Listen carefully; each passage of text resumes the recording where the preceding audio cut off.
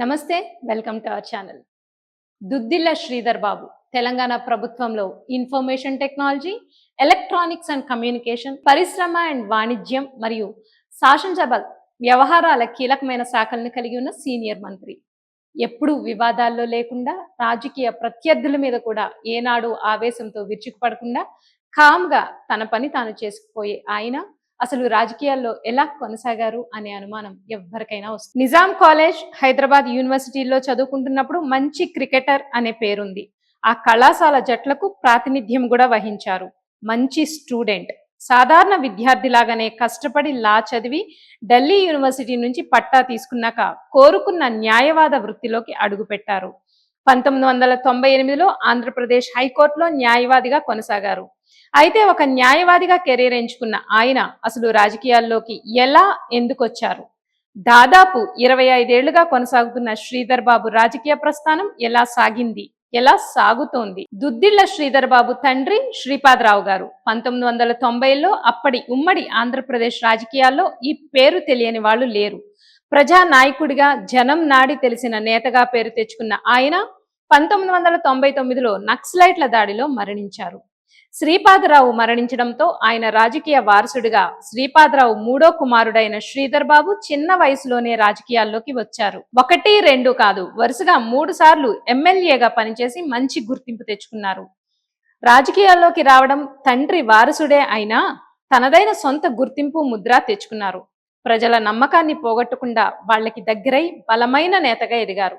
ఆ తరువాత ఆయన రాజకీయ వారసుడిగా శ్రీధర్ బాబు 1999 శాసనసభ ఎన్నికల్లో మందని నియోజకవర్గానికి కాంగ్రెస్ పార్టీ తరపున పోటీ చేశారు. రాజకీయ వారసునిగా రంగప్రవేశం చేసిన మొదటి ప్రయత్నంలోనే ఘన విజయం సాధించారు.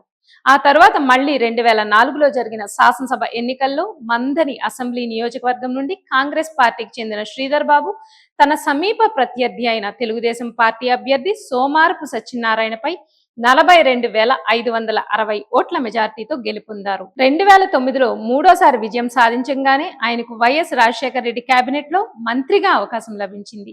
తర్వాత కిరణ్ హయాంలోనూ మంత్రిగా పనిచేశారు. ఎక్కడా వివాదం లేదు, అవినీతి మరక లేదు. వ్యక్తిగతంగా కూడా ఎవ్వరూ ఒక్క ఆరోపణ చేయడానికి అవకాశం ఇవ్వని హుందా ప్రవర్తన.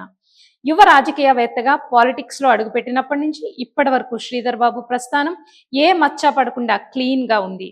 ఇది దాదాపుగా భారతదేశ రాజకీయాల్లో చాలా అరుదుగా కనిపించే విషయం. అప్పటి నుండి ఇప్పటి వరకు శ్రీధర్ బాబుకి స్పెషల్ ఫ్యాన్ బేస్ ఉంది. మాస్, క్లాస్ 2 వర్గాల్లోనూ మనవాడే అనే గుర్తింపు ఉంది. తొనకని మాట, కనిపించని ఆవేశం, తండ్రిని గుర్తుకు తెచ్చే గంభీరమైన ప్రవర్తన శ్రీధర్ బాబు అంటే అందరిలోనూ ఒక స్పెషల్ గౌరవాన్ని తెచ్చిపెట్టాయి. శ్రీధర్ బాబుకి ప్రజల్లో ఎంత ఫాలోయింగ్ ఉన్నా ఆయన నియోజకవర్గంలో ఎక్కడ అనవసరమైన గోల, ఆర్భాటం కనిపించవు. ఆఖరికి ఎలక్షన్స్ క్యాంపెయిన్ కూడా సాధ్యమైనంత ప్రశాంతంగానే నడుస్తోంది. శ్రీధర్ బాబు కనిపిస్తే కార్యకర్తల్లోనూ ఓ క్రమశిక్షణ వస్తుంది. ఇది ఆయన రాజకీయ ప్రత్యర్థులు కూడా ఒప్పుకున్న విషయం.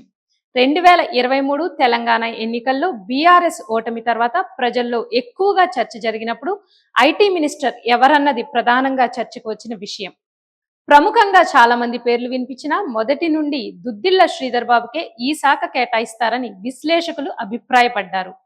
కేటీఆర్ స్థానాన్ని ఆయనే రీప్లేస్ చేస్తేనే బాగుంటుందన్న కామెంట్స్ ఐటీ ఉద్యోగుల నుంచి కూడా వినిపించాయి. చివరికి అందరూ ఊహించిందే జరిగింది.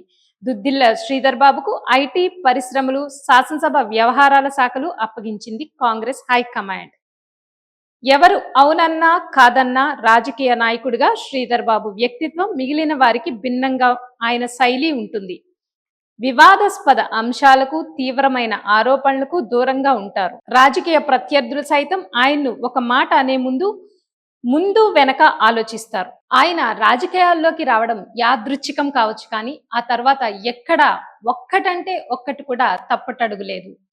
ఏళ్లకేళ్లు రాజకీయాల్లో తలపండిన సీనియర్లతో సమానంగా పార్టీలో పేరు తెచ్చుకున్నారు. చేస్తున్న పనికి గుర్తింపు పొందుతూనే ఉన్నారు. అయినా విచిత్రంగా ఎవరికీ అసూయ లేదు. ఈ కుర్రాడు మమ్మల్ని మించిపోతున్నాడన్న అక్కసు లేదు. ప్రేమించే వాళ్లే తప్ప శత్రువులే లేకుండా అంత ఎత్తుకు వెళ్లడం మాత్రం ఈ కాలంలో అసాధ్యమే. అయినా దాన్ని సాధించారు. రాజకీయాల్లోకి అడుగు పెడుతూనే తెలుగుదేశం పార్టీకి చెందిన చంద్రుపట్ల రామరెడ్డిని 15,000 ఓట్ల తేడాతో ఓడించారు. ఆ తండ్రి చనిపోయినందుకు సానుభూతితో గెలిపించారులే అనుకున్నారు. అంతకుముందు ప్రత్యక్ష రాజకీయ అనుభవం లేకున్నా చదువుకున్న చదువుతో భారతదేశ రాజకీయాల పట్ల, సొంత ప్రాంతంలో ప్రజల జీవన స్థితిగతుల పట్ల అవగాహన ఉన్నవారు. వైఎస్ రాజశేఖర రెడ్డి 2003లో తన పాదయాత్ర చేపట్టే సమయానికి శ్రీధర్ బాబు కరీంనగర్ జిల్లా పార్టీ అధ్యక్షుడిగా ఉన్నారు. 2004లో జరిగిన శాసనసభ ఎన్నికల్లో మందని అసెంబ్లీ నియోజకవర్గం నుంచి తన సమీప ప్రత్యర్థి అయిన తెలుగుదేశం పార్టీ అభ్యర్థి సోమారపు సత్యనారాయణపై 42,560 ఓట్ల మెజార్టీతో గెలిచి 2004 నుంచి 2009 వరకు ప్రభుత్వ చీఫ్ విప్ గా పనిచేశారు. అతను 2009 అసెంబ్లీ ఎన్నికల్లో ప్రజారాజ్యం పార్టీకి అభ్యర్థి పుట్టా మధుపై 13,000 ఓట్ల మెజార్టీతో గెలిచి 2009 నుంచి 2010 వరకు వైఎస్ రాజశేఖర రెడ్డి, కె రోసయ్య మంత్రివర్గాల్లో ఉన్నత విద్య, ఎన్ఆర్ఐ వ్యవహారాల మంత్రిగా, 2010 నుంచి 2014 వరకు కిరణ్ కుమార్ రెడ్డి మంత్రివర్గంలో పౌర సరఫరాల శాఖ మంత్రిగా పనిచేశారు. అయితే 2014లో జరిగిన ఎన్నికల్లో శ్రీధర్ బాబుకి చిన్న ఎదురు దెబ్బ తగిలింది. తెలంగాణ సెంటిమెంట్ బలంగా ఉండడం, అప్పటికే తెలంగాణ రాష్ట్ర విభజనలో జరిగిన కొన్ని పొరపాట్ల వల్ల కాంగ్రెస్ పార్టీ మీద వచ్చిన వ్యతిరేకత కూడా తోడవడం వల్ల ఆనాడు ఓడిపోయినా మళ్ళీ ఆ తర్వాత వచ్చిన 2018 ఎన్నికల్లో టీఆర్ఎస్ అభ్యర్థి మీద 16,230 ఓట్ల మెజార్టీతో గెలిచి తాను ప్రజలకు ఎప్పుడూ దూరం కానని నిరూపించారు. ప్రతిపక్ష పార్టీలను గందరగోళానికి గురిచేసే పదవీ కాలానికి 8 నెలల ముందు అసెంబ్లీని రద్దు చేసి తెలంగాణ సీఎం కేసీఆర్ 2018 సెప్టెంబర్లో ముందస్తు ఎన్నికలకు పిలుపునిచ్చినప్పుడు కూడా ఆ ఎన్నికల్లో కాంగ్రెస్ పార్టీ టికెట్లలో గెలిచిన 19 మంది ఎమ్మెల్యేలు శ్రీధర్ బాబు ఒకరు.